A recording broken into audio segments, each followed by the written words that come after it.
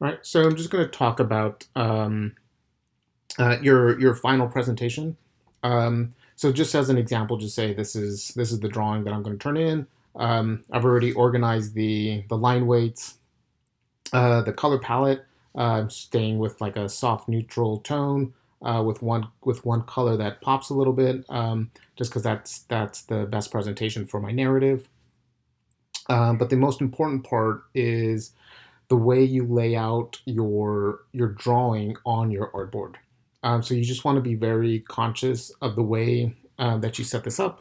So again, just using previous examples, just make sure you're using some type of organized grid system layout.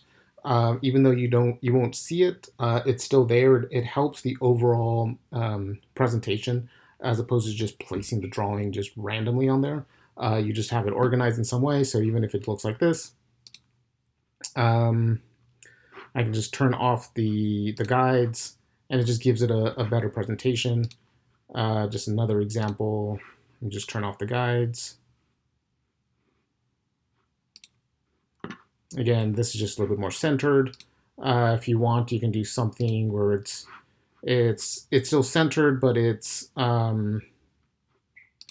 maybe a little bit more dynamic just by being off to the side. Or you can slightly modify it if you want to, just to make it fit within the overall board and the overall layout.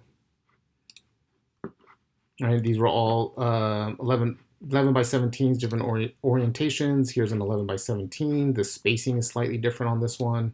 But again, they're all laid out with some overall organized grid system. And again, even if you don't see it, it just makes it adhere to the overall page and the artboard a lot better.